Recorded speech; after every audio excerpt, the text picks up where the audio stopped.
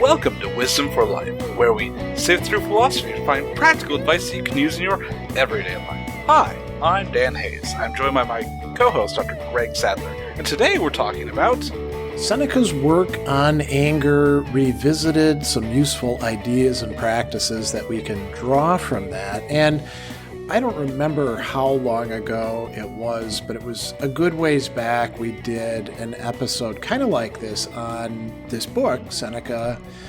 He wrote a book called On Anger, and we drew a number of useful practices that you can apply, as Dan was just saying, in your everyday life to be a less angry person. Maybe not get rid of it entirely unless you're some sort of moral saint, but we're going to revisit it because it's a rich text. There's a lot there. It was you, Dan, who wanted to come back to this again, so maybe you want to say a few words about why Seneca in particular and what made you, what had this on your mind? Were you getting angry lately, or? No, but, anger itself is a perennial thing that people have to deal with. It is, is one of those things that, at least in our culture, is kind of like considered a emotion that is totally beneficial for a lot of men to express and not a lot of the emotions others to express. And, when we're talking about Seneca, he's talking about like, hey, this is never good. And so they find it interesting, this like dichotomy between like our own culture saying like, hey, this is a totally, positive thing for you to express in your life. And the Stoics saying, no, that's like totally off the table. Yeah, and I think there were a lot of people in his own time who had similar points of views. It's interesting that you bring that up because I think you're right. There are like whole areas of our culture, and it's especially where it's oriented towards, let's say, kind of immature men.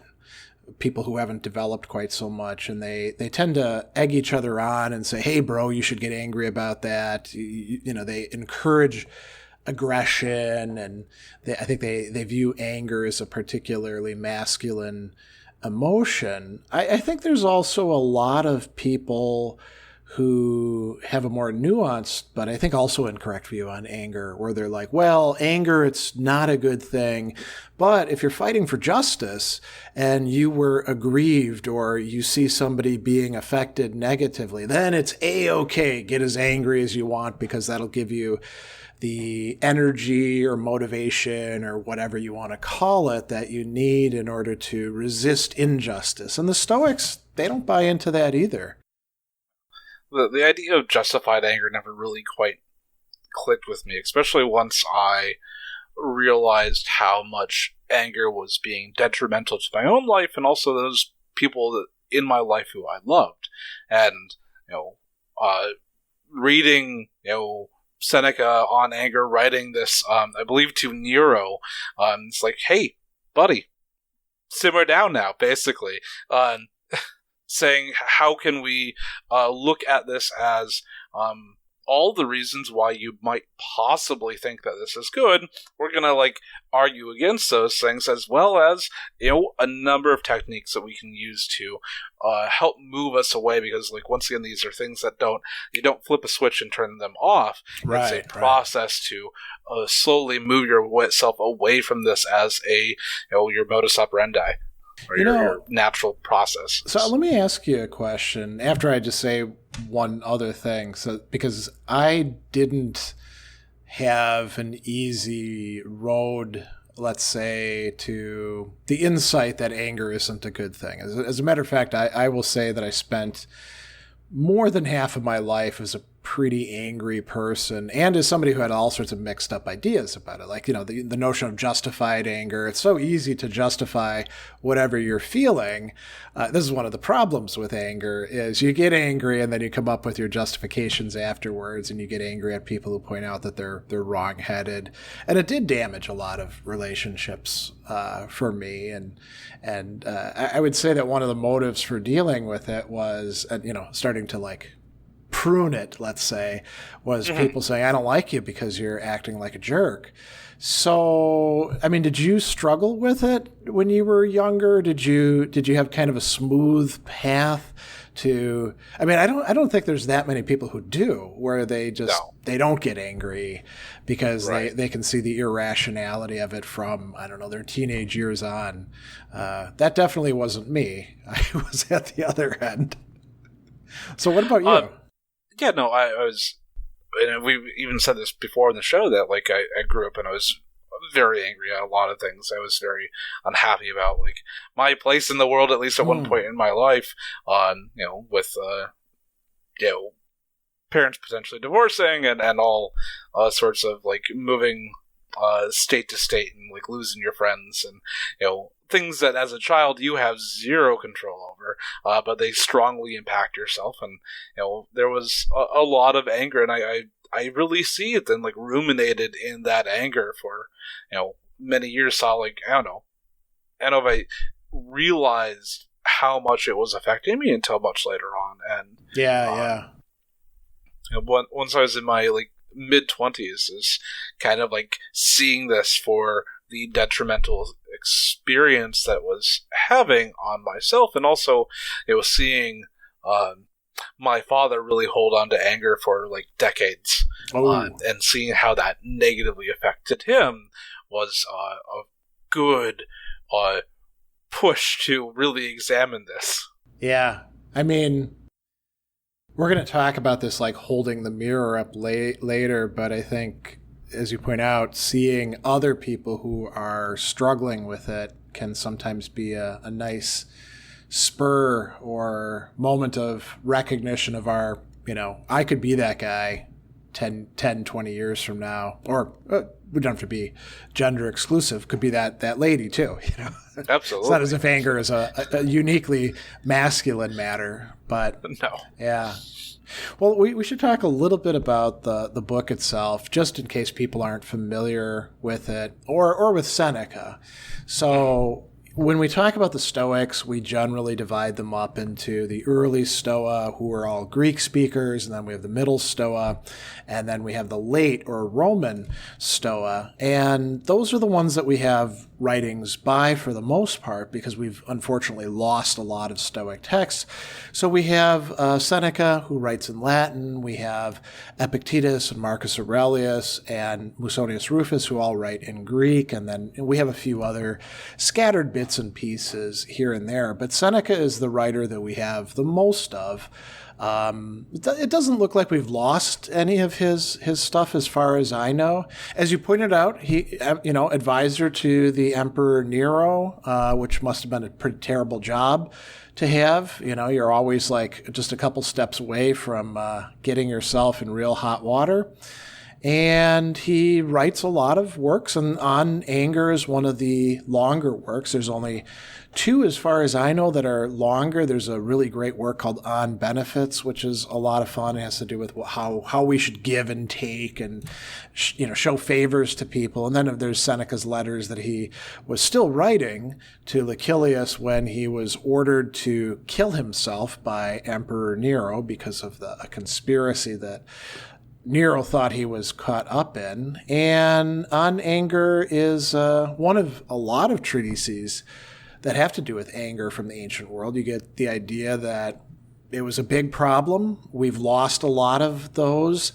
This is probably, I think, the longest one that we actually have from the ancient world. And I really like the book. It's, Seneca is not the most organized writer, I would say. He does kind of sometimes stray from the main point and then come back to it and suggest to us that I'm going to do this, this, and this, and then he doesn't actually follow that order. But he does pack a lot of good stuff in there. So if we're a bit forgiving with him, then I think we can draw a lot of benefit from the work. And there is, I should point out one other thing. There is a really nice new edition of the work that's found in a volume called Anger, Mercy, and Revenge that was put out by University of Chicago and translated by Robert Castor and Martha Nussbaum. And that also includes another interesting work called On Clemency in it, which is basically about why we should forgive people and avoid falling into cruelty, which goes beyond anger and makes us kind of animals. So I mentioned that Seneca is a Stoic. Dan, you should, I think, maybe, just in case people don't know what that means, fill them in on what that means for our purposes here. Once again, Stoicism is a ancient school of philosophy. It's a eudaimonic school of philosophy, started in Greek by Zeno of Citium, which is from the modern day Crete, but he created it in Athens. It is a virtue ethic based philosophical system that has as some of its major tenets this idea of living in accordance to nature, which is like, what is it to be a human? To be an excellent human is to live in accordance with the nature of us as a human, and a number of things that we've talked about a number of places in this podcast and radio show, like dichotomies of control, how to deal with your emotional states in a positive way, and trying to be the best person, to be an excellent person, to try to strive for excellence in everything that you do, including just being a human being. Yeah, I think that's a good sum up. And so the Stoics, as we mentioned earlier, they had some pretty consistent, hardcore views on anger. It's always a bad emotion for a person to feel. And they don't just say that. They give you arguments for why that's the case, just in case anybody was having a knee-jerk reaction. They're like, but my anger's fine, Mm-hmm. Well, I mean, the Stoics, it's not as if we're all unique snowflakes that the rules don't apply to. The Stoics have good reasons to say that anger isn't good for us. And one of the things I really do like about their approach is it's a cognitive theory of emotions, meaning that they recognize that emotions aren't just feelings or gut responses, that there's thoughts involved, so cognitions, and they talk about judgments a lot. So we could view these as assumptions and thought processes, lines of reasoning that arrive at a conclusion, and the conclusion is usually I should get that bastard. They did something bad to me, or somebody I care about, or even something that's an inanimate object or an abstraction that I care about, like they insulted the honor of Dungeons and Dragons, and so now I should go punch them or something. And that's by Gygax's fury. Yeah, exactly. There you go. So, and that's part of it. So there's a judgment that I've been, or something close to me has been wronged or harmed, and that's undeserved, that's unjust. And then there's another judgment that goes with that, which is the way to fix this is retaliating in some way, and it doesn't have to be punching somebody. It could be like leaving a nasty comment in, I don't know, a Yelp review or something because you didn't like the service that you got and you're mad about that. So I think that's very helpful, because when we realize that judgments are involved, that gives us more handles for figuring out, why the hell do I feel this way? And is this merited or rational at all? And usually the answer is no. So go ahead. To expand on this, you're talking about this cognitive understanding of our responses and judgments. The Stoics also don't see emotions as a singular thing. Let's say a process, and that there are many steps, at least 3. And so they talk about you first have an impression. You cannot stop the impression. The impression happens to you. I usually like to say it is very much similar to a sneeze. A sneeze is going to happen to you. How do you respond to it? Do you cover your mouth, or do you let it go fly? And so the Stoics would say, instead of taking that impression, and that's like, okay, well, obviously I got the impression that I should be angry, therefore I'm angry. They say, okay, we're going to stop. Yeah. We're going to try to understand why you have this impression towards anger. And we're going to say, does that have any rational basis? What is the judgment that idea of, usually when we're talking about anger, we're talking about people thinking things are unjust. Right. And so that's the anger is the response to this perception of injustice. And then the final part is that is to either assent or dissent to giving into this angry experience, and then using that as the tool to resolve this idea of this perceived injustice, or do you want to use some other tool? And I should point out too, Seneca differs from the other Stoics who we have in what's going on at the end of this process. He uses the example of like stepping off a cliff.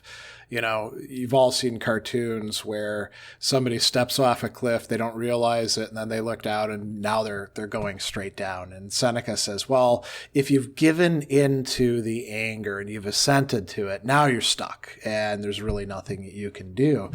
Whereas Epictetus and Marcus Aurelius, they seem to be a bit more optimistic about the possibility of a person like reasoning with themselves or having somebody else reason with them.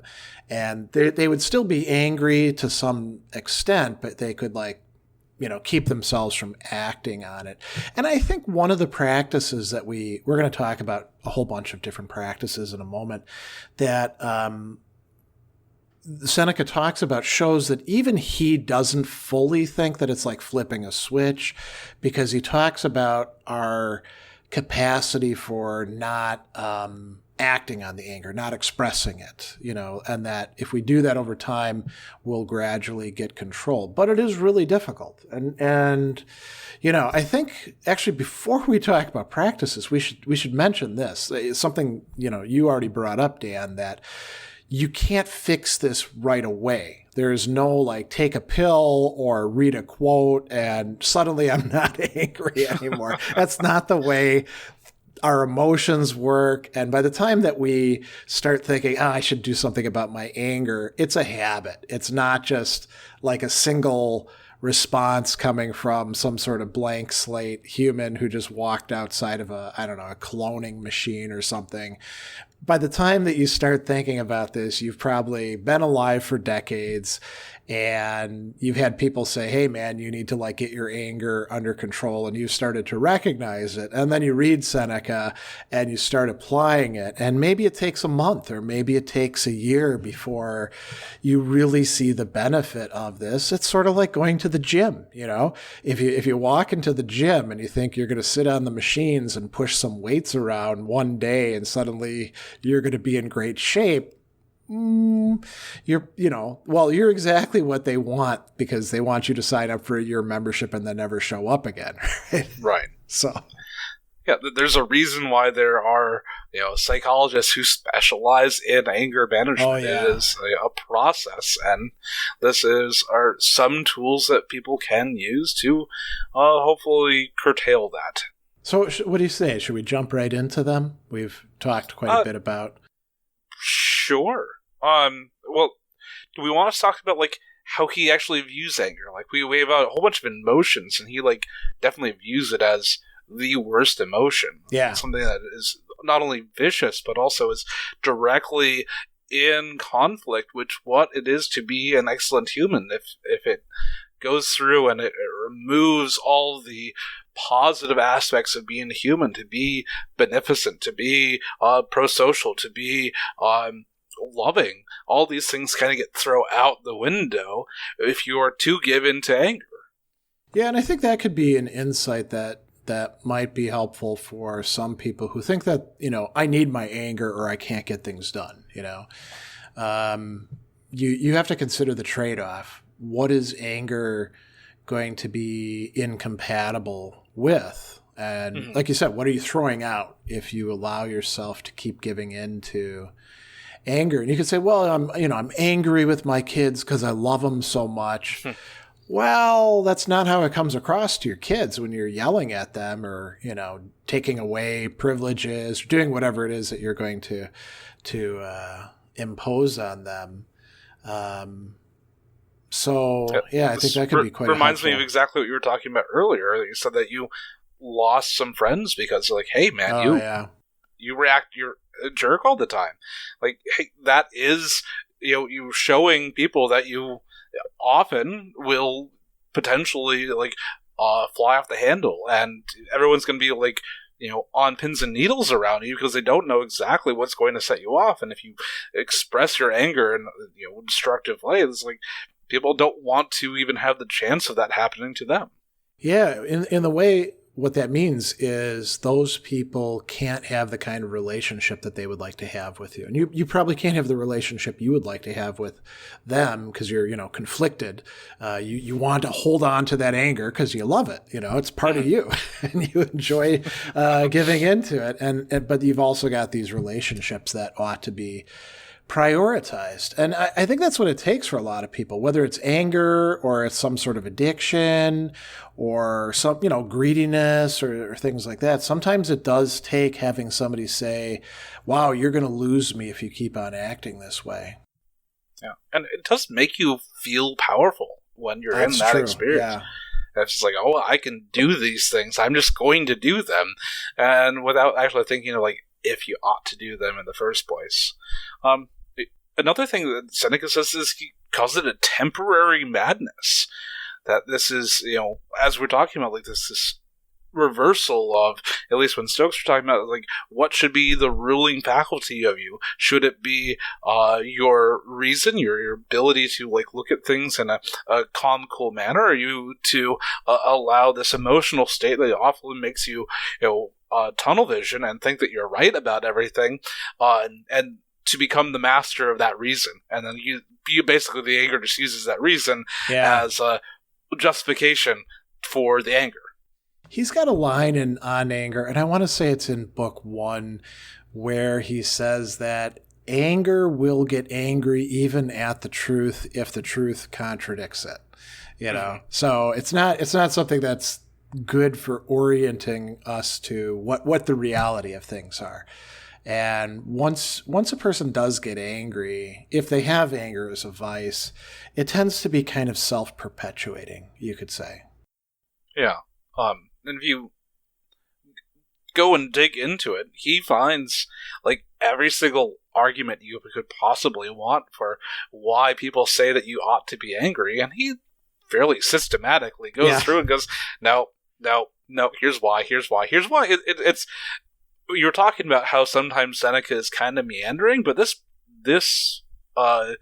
treatise is quite straightforward. He goes, like, I've got basically all the things that people say why anger is good. I'm going to systematically argue against all those, and then I'm going to give you a whole bunch of practices. And we should qualify too. So there are people who actually say anger is good. You should be as angry as possible. It's a wonderful thing to do. And then there's other people, and Seneca argues against them as well, who will say, well, it's not good, but it is natural, or it is needed, or it's helpful. It can be an ally to reason. And, there were other philosophers. Plato says something like that in the Republic. This thumatic, part of the soul that we translate as spirited or passionate, but it's the part of the soul that gets angry. It's needed to impose reason's rule on the out-of-control appetites. Aristotle thinks that anger can serve some sort of purposes.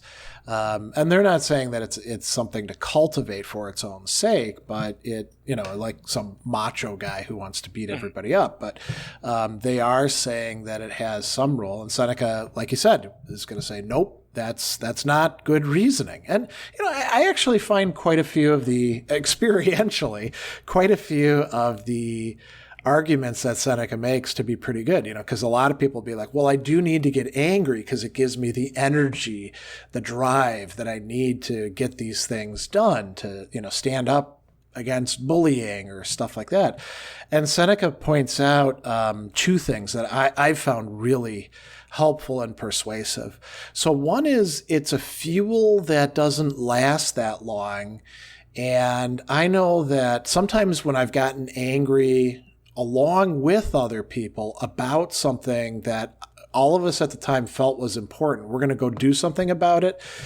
because I was an angry person, I would stay angrier longer than they would. And then they would like abandon whatever cause it was. And I'd be like, what the hell? I thought we were all going to like get together and stand up to the man.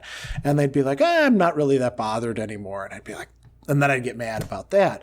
But the other thing that he said that I think is really quite good is, anything that you can do with an emotion, if you are developing yourself properly, you can also do just with practical reason. If you've got good reasons to do something, you don't need to have some sort of emotion motivating you. So, he's got a really extreme example where he's like, well, what if somebody murders your father or they rape your mother? You're not going to get angry about that? And Seneca's like, I can defend my mom or dad without having to like get into a rage. If it's the right thing to do, and it is the right thing to do, wouldn't reason suggest to me that I should oppose the bad person who's trying to do something wrong? It might actually be counterproductive to get angry. I might not pay attention to the situation and how to best deal with this aggressor and threat.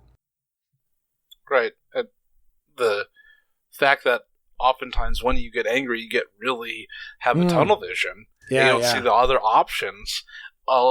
Can be quite detrimental. Like if you're like, I don't know, in a battle and you're like, I'm gonna get angry to get in the battle, and you got like one guy and you're like, totally like zoned in on him. You might not see the other guy that's just out of your periphery, and he's gonna come in and like totally wreck your life, basically. And Seneca, so it's kind of... Oh, go ahead. No, I'm fine. Well, I was going to say, Seneca talks about military cases like that, where the Romans, were pretty tough, and their toughness was because of discipline. You get these barbarians who are bigger than them and stronger and would get, filled with fury. And why did the barbarians lose so many battles? Because they'd come in all hot and attack, and the Romans would stand their ground, and then they'd start stabbing with those short little swords. And pretty soon you don't have any barbarians left on the battlefield. Yeah, and you got a phalanx of guys up front with big shields. You got little, they do that, and then they switch them out. Like they just, everyone goes, those on the front line goes to the back. You got a new set of people that are up there that are very fresh. They can take the beating with their shields for a while, and then it goes back and just goes over and over and over again. Yeah, that discipline. Whereas if you're angry and you're like, I'm going to stay here and stab some guys, well, you're gonna get worn out, and then there's going to be a hole in the line there. So yeah, and there's going to be a hole in you. So yeah, let's get to some practices. Okay, you want to start out? Yeah, sure. So we talked about a little bit this already, but like the Stoic idea that anger isn't necessary or even helpful. So this is from On Anger 8.1, Seneca engages with other philosophical and common views that anger is something necessary, natural, and helpful, useful for doing a variety of things, engaging Aristotle and Aristotelians, as well as more general ideas of his culture about how they think that the anger is useful. That's what the Aristotelian idea is. But this anger isn't necessary, as we were just talking about, that if you have reason, you can solve any of the issues that you would potentially use anger for with reason. That is not the only way that you can respond to these particular positions. Yeah, and I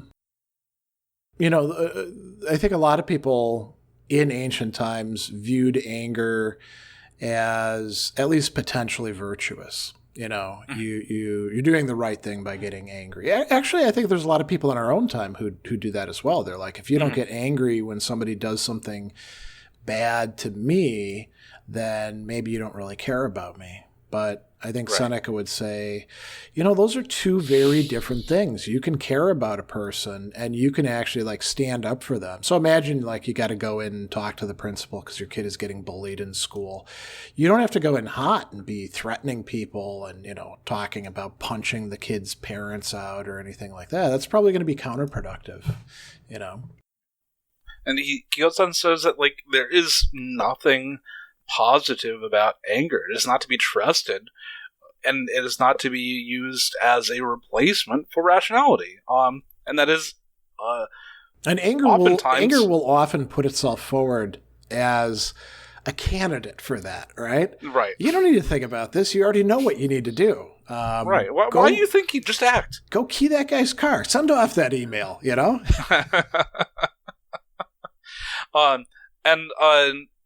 That oftentimes, almost always, the results of this are actually being vicious. It's trying to, like, utilize, like, oh yeah, you should just go and, like, mess that guy up, or as you said, key the car.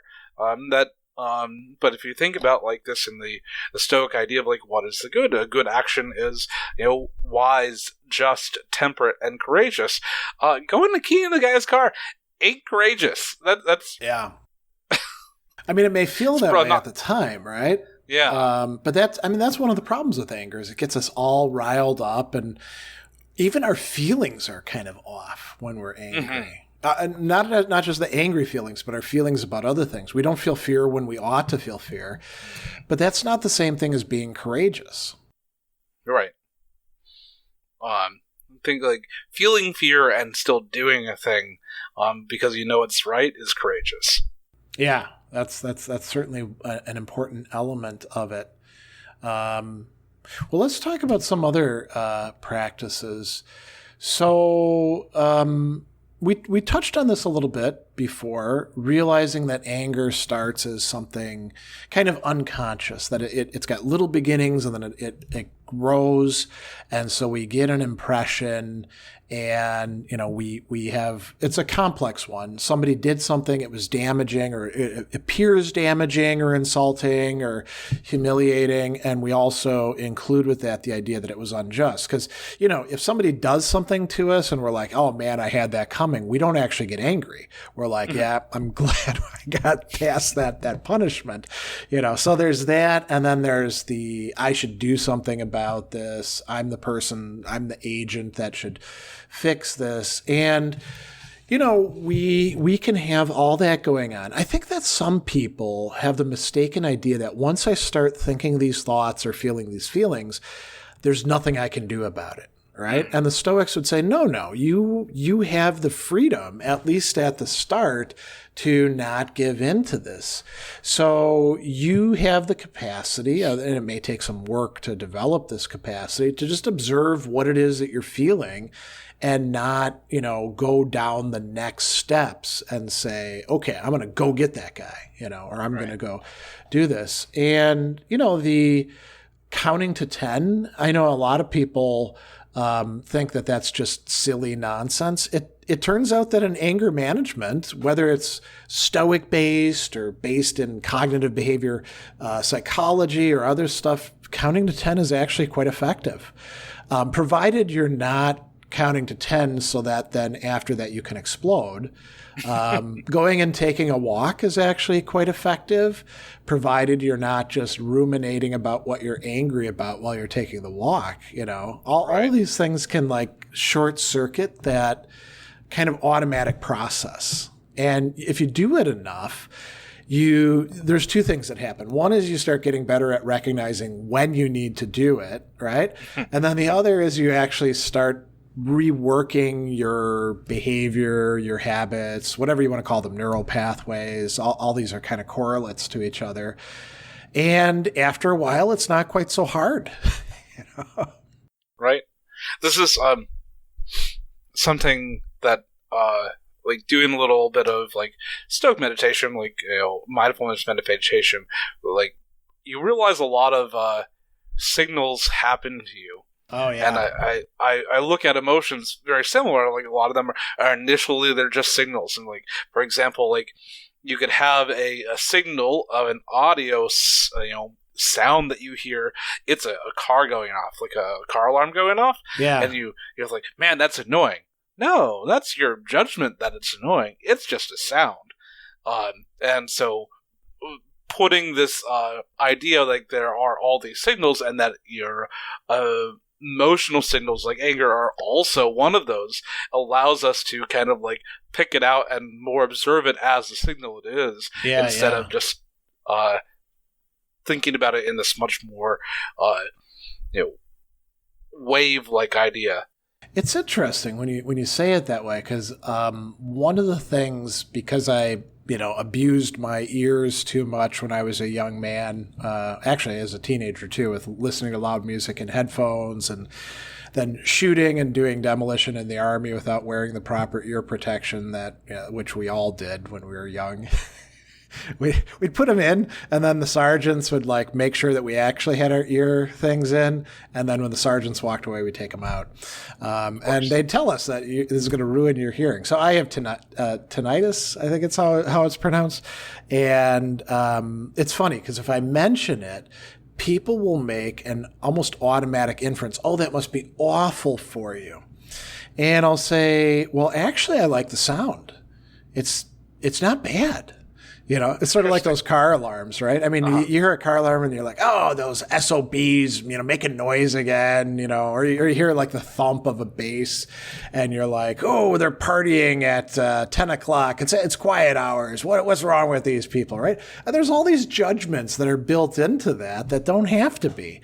You could just say to yourself, it's a car alarm. I live in a city. There's a good reason why they call it the urban cricket. Their car alarms are going to go off. We live in an imperfect world. And then you don't have to get angry about it. Yeah.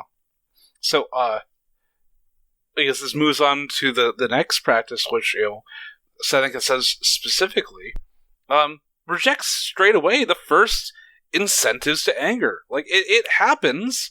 Yeah. And, like, try to do the practice of just like, oh, it's anger. I'm going to reject it immediately. Even before you try to, like, understand it. Just, like, the next, like, for the next week, anytime that you feel like that something's going to boil up, just reject it immediately. And that gives you at least the start of the practice to, like, at least start doing I need to stop this right in its track. Just nip it in the bud. Now, that's a tough one to do. Mm-hmm. And I think that one of the objections that somebody might have when they're first starting out with it would be like, well, how do I know when it's an occasion where it's bad for me to get angry and when it's an occasion where I still need this crutch of anger to get something done? And you're saying the thing to do is don't even make that distinction. Just say, listen, I'm a person with a problem, sort of like an alcoholic with drinks, right? It'd be, if an alcoholic is saying, they start going to meetings and they're going to change their life and they're not going to take any more drinks, but they're like, well, it is a wedding, they are having a toast. The only thing here is champagne. I wouldn't want to be a bad guest. If you had their sponsor there, they'd be like, that is bad logic. Don't give in to that. You have to go cold turkey. Right. Actually, we could call this the cold turkey one, right? I was thinking the same thing. Okay. Yeah. So, like, obviously, if you agree with Seneca's previous arguments that we were talking about, like, all the reasons that people give for why it is good, if you agree with his conclusions that none of those things actually hold up to, rigorous thought, then obviously you should just ignore this straight away. If you agree that it's never a good thing, go cold turkey. Yeah. That can be kind of tough to do. So probably some people will fall off the proverbial wagon. Mm-hmm. Well, then you just get back on, I like no time like the present. Yeah, I like this other practice that we have here too. Don't start discussions when we are in certain states, being tired, thirsty, or hungry. And I mean, a lot of people would be like, oh, well, that's super simple. Or they'd be like, well, you're inevitably going to have discussions that you have to get into when you're tired or thirsty or hungry, right? Mm-hmm. So why those in particular? Well, we are bodily beings. And I think a lot of people would like to think that they have more control over their psyche than they really do. So I know that like when I'm hungry, you get that hangry thing. Mm-hmm. And we even make commercials about it, get a Snickers bar. Now you no longer look like this ogre, you're like a normal person again. So, this I think is some good advice. Obviously, you probably will have to be in some situations where you are tired, thirsty, hungry. It could be other bodily things. You have aches and pains, but you could try to reduce the impact of that, right? Yeah, it's kind of like when you're trying to do or create any new like habit or break a habit, you try to make your environment as amenable to doing the new habit or stopping the old habit as possible. And like, yeah, if you are well rested and you're well fed and you've got some good water in you, the chances that you are going to fall into these old habits are lessened. And so it's just like, yes, all these aren't going to be like always perfect all the time, but you can make it easier on yourself to do the thing that you want to do if you lay the groundwork. So, you could say that when we're not in these whatever we want to call them, bad situations bodily, we have more agency. And so we need to use our agency, our capacity to choose things to protect that agency, right? Sleeping well enough. A lot of people scrimp on sleep, and that's a good way to get yourself more irritable. Mm-hmm. Bring a little snack with you.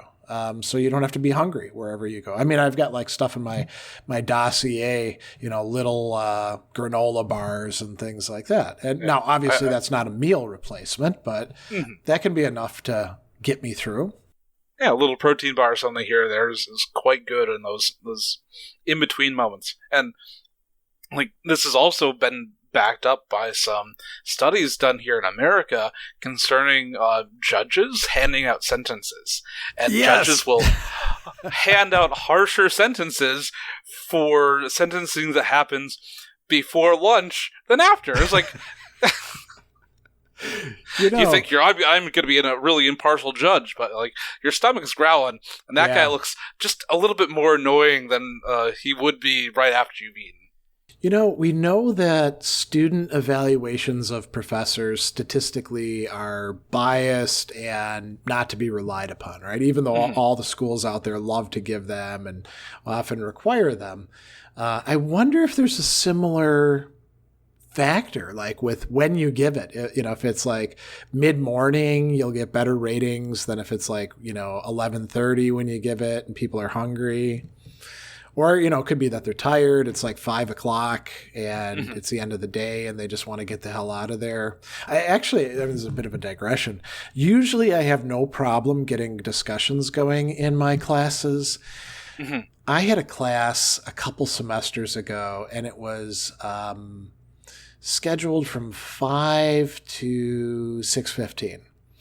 And it was in the fall. So...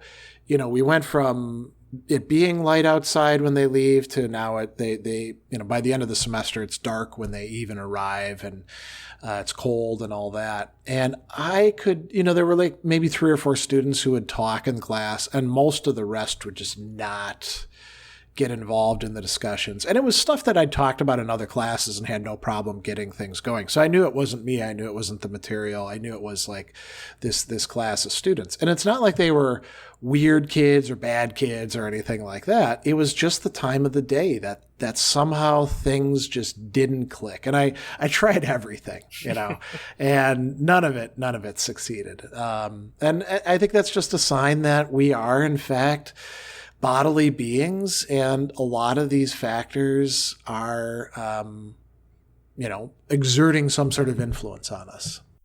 Yeah. So another practice is resisting open expressions of anger. Like, when we feel this, and it's like, okay, we're trying to work on this process, I'm gonna feel angry, and if I start feeling angry, I'm like, okay, what? Even though I've fallen into it, can I still maintain my external composure even when I might be seething inside? Because it's going to, like, if I start walking the walk as well as my thoughts, it's going to exacerbate this. And also, if you are angry externally, that makes other people more likely to get angry potentially back at you, and that will feed off of each other. Yeah, and I expect that there's sort of generic things that we can talk about, like, tensing the body, your voice getting harsh and things like that. And Seneca talks about some of those. He says we should, like, relax our expression. So, if we're angry, making a face or gritting our teeth, maybe we should relax that, soften the voice. It's interesting, he says, slowing the step, because anger does, as you pointed out, give us a kind of energy. And so people will be a little bit quicker in their movements when they're angry. But I think that it's probably very dependent on us individually, like rolling our eyes. In our society, rolling your eyes at something that somebody says is often a sign of annoyance or contempt for them. Interestingly, like 500 years ago, rolling your eyes was, I guess, associated with erotic desire. Like, you'd roll your eyes because you're interested in somebody. So it just goes to show you the malleability of these things. I mean, if you roll your eyes at somebody here, or when we watch shows, we put the closed captions on because we watch a lot of British shows, and sometimes it's hard to understand what they say. And it'll often say, in brackets, scoffs. Right? Yeah. If you're scoffing at somebody, you're either like, you think they're full of crap, or you're angry with them in some way. So bringing those sort of things under your control will help you out. Now, somebody might object and say, "Oh, this isn't good. You're bottling your emotions up," and I think that Seneca wouldn't say, well, don't just stuff everything down and pretend like everything's great. You are still angry, but, it is an achievement to not give into it and express it outwardly. And once again, we are bodily creatures, and there's going to be a feedback from, if you are going to, like, super tense up and get into, like, a place where you could spring out or whatnot, like, that physical experience is going to have some feedback to your mental experience of being angry. Yeah, that's quite true. Well, let's move on to another one, and this is something we mentioned a little bit already, reminding ourselves of the outward ugliness of anger. Seneca says that anger turns faces ugly and wild. I think that's quite true. All sorts of physical signs appear in the body. Your clothes and your hair can be messed up as well. And he says angry people lose all sense of propriety, meaning they'll say things, do things that they ordinarily wouldn't do. And he says if the outward appearance is so bad, what's the mind like? Imagine you could, like, open up somebody's head and look inside and be like, "Oh, that's not good." That's really ugly. And he talks about this guy who was a homegrown Roman philosopher, Sextius. He actually had his own school. And Sextius said that some angry people have benefited by looking in a mirror so they can actually see the changes in themselves. Seneca says, well, who's got a mirror with them? I mean, that's not that easy to come by. But I think in our time, when we all carry around a smartphone, I mean, almost everybody, there's a few people who are deliberately not doing it, and your smartphone has a camera in it, which can be front-facing in nearly all the new models. It's super easy to look at yourself. I mean, people do this for checking their makeup. So if you could even imagine there'd be like an app, that could be like tied to a smartwatch, and your heart rate is increasing. You ought to take a look at yourself, right? And I think this actually works quite well. I mean, it could be you get somebody to film you and you see how ugly you look or even sound, your voice changes when you get angry.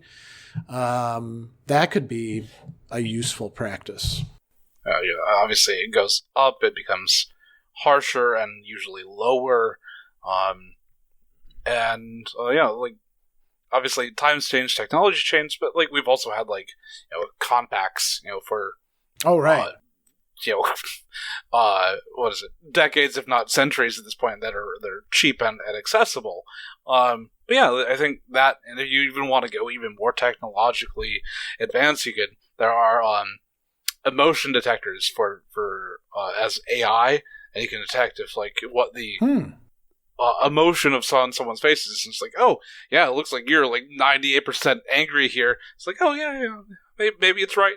Now there is one problem with that though. They talk about bitchy or angry resting face, and there's a lot of people who do have that, or thinking face. Actually, it took me a while to realize with some people that I've known that they're not angry with me. They're just thinking about something. So there's that. So there's always going to be little provisos, I guess, that we have to have like that. But yeah. Next practice here is thinking about our status in relation to others. And so Seneca says, we should keep anger at a distance, whether the person who is to be challenged is a peer, inferior, or superior. It's when we are going to be talking to other people, how is that going to, that relationship, how is that going to be affected by, being angry in those cases? Everyone's had an angry boss. Yeah. And that, well, I know, hopefully you haven't, but too many people have had, and that creates a really negative experience in the work environment, because you're this person has power over me, and he's also someone that could potentially, get quite angry and have negative results or consequences for me as an employee. Yeah, and I it sounds kind of like weird advice. Well, think about the social status of the person you're involved with. And Seneca's it doesn't matter what their status is, anger is going to be bad for you, but it's going to be bad in particular ways. Mm-hmm. If you're getting angry with somebody and they are your peer, sometimes we're oh yeah, we're totally on the same level because we can get angry at each other. Mm. But in a way, when you get angry with somebody, there is a tendency to push them down. You set yourself up as better than them. And it's, he says that it's kind of foolish to get into. With a superior, if you're going to get angry at them and you're going to vent at them, and I get that this is actually a problem for a lot of younger people who think that things are more egalitarian than they are within organizations and situations. If you get mad and you blow up at your boss, you're probably going to have a problem. If they're a good boss, they'll take you aside and say, not appropriate. You got to find another way of expressing what's on your mind. If they're not, maybe they just fire you. And then with people that are your inferiors, and Seneca, I think, is thinking about a kind of static society where, there's a lot of hierarchy and social roles. He says that it's ignominious is how it's translated. There's something kind of gross about losing it in relation to somebody that you have greater status or power over, like a professor who's yelling at his students. Right. Or, and I think there's a lot of situational roles like this. The person who blows up at the server because the cook in back didn't make their meal exactly the way that they wanted to. It's not even the server's fault. They're probably happy to fix it for you. But if you blow up at them, you look like a jackass, or, right. Retail workers, anybody who's in a subordinate position, parents with their children, getting angry with them over small things that they should be able to let go, And just thinking of being a parent and then like being angry and then yelling at your kids, like that is going to come back to bite you hard. That's going to like break down that relationship. That's something that you probably want to have to be beneficial going long into your future. And if you are angry and lash out at your kids, that's going to really be detrimental to that relationship. Yeah, and I want to jump ahead to it because we're getting kind of low on time, to another practice that has to do with kids in a way. So Seneca cautions against taking our anger out on others who are connected to but are not the person that we're angry with. Mm-hmm. And so he says that we should not get angry with children of personal and public enemies. And you might say, well, why would you have enemies? Well, enemies in a very broad sense could be rivals. It could be, neighbors that we don't see eye to eye with, and they're kind of a pain in our rear because they put the trash out at the wrong time, or they, do things that we don't like. And Seneca, this is really great advice. If you're angry with person X, be angry with them if you're going to be angry. I mean, ideally, don't get angry, but if you're going to be angry with the person, then be angry with them. And it has nothing to do with their spouse or their kids or their coworkers or their employees or their anybody associated with them. And a lot of people, they find it easier to take it out on somebody maybe who's closer to them, or they have a little bit of power over, or it's more convenient. And Seneca says this is really awful. There's nothing more unjust than making a child inherit their father's feud, he says. And so that means that if we do that, we're being unjust. And he actually says, this is kind of a cool idea. What allies were more faithful to the Roman people than those who were the most stubborn enemies? And what did you do instead of like being enemies to them? You trade anger for friendship. And that's how Rome succeeded, by taking the people who they fought hard against and saying, okay, we're not going to fight you anymore. We're not enemies. We're going to, proverbially bury the hatchet, and we're going to be allies now. And I think you can do this. I mean, so imagine you do this with somebody whose parent is kind of a jerk, right? Mm-hmm. And they get on your nerves. If you're decent with the kids might be like, oh yeah, I know my dad's a jerk. I'm really sorry about that. But if you're like attacking the kid, oh, you're just like your jerk dad. Mm-hmm. That's not going to get you anywhere, right? That's actually going to be counterproductive, I would say. That's why you get like the Hatfields and the McCoys, or any other like multi-generational conflict, as like taking this anger and this hate and transferring it to the next group and the next group and the next group. It just perpetuates this anger and this violence that are not good for anyone going forward. And just this idea of like having you're maybe at your work and your boss is a jerk to you, and then you go home and like be a jerk to your kids, to your wife.